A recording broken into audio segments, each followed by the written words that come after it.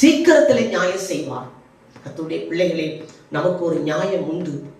நம்ம வடித்த கண்ணீருக்கு, நம் செவித்த ஜெபத்துக்கு நிச்சயம் பதில் கொடுப்பார். அதை மறந்து விடக்கூடாது. நிச்சயமாய் பயப்படக்கூடாது. ஒருவேளை உடனே பதில் கிடைக்கும், ஒருவேளை இன்னும் கொஞ்ச நாள் சென்று பதில் கிடைக்கும், ஒருவேளை இன்னும் கொஞ்சம் தாமதமாக பதில், ஆனால் நிச்சயம் கிடைக்கும். கர்த்தர் சொன்ன வாக்குத்தத்தம் ஆபிரகாமுக்கு குழந்தை இல்லாத சூழ்நிலையிலே நீ ஒரு குமாரனை பெறுவாய் என்று வாக்கு கொடுத்தார்.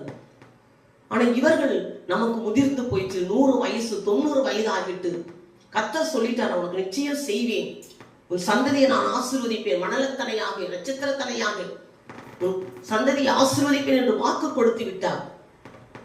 ஆனால் அது தாமதமாய் கொண்டிருக்கு. அதுக்குள்ளே இவர்களுக்கு இது எப்படி நடக்கும், வயது முதிர்ந்து விட்டது, சரீரத்திற்கு பலன் செத்து போய்விட்டது என்று சொல்லி நினைத்து அவர்கள் வேதனையோடு கூட இருக்கிறார்கள்.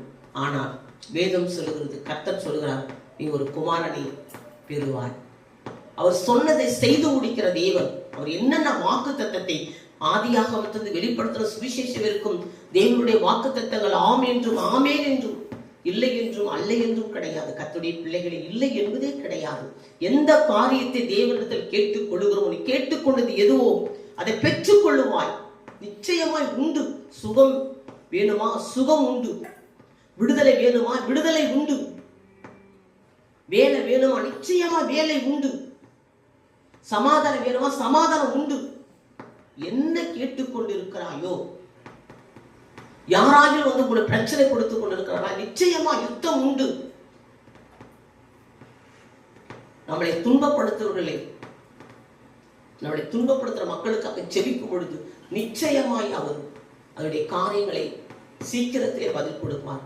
கர்த்தருடைய பிள்ளைகளாய் இருக்கிற நான், கர்த்தர் என் மேய்ப்பராய் இருக்கிறார், நான் தாழ்ச்சி அடைய மாட்டேன்.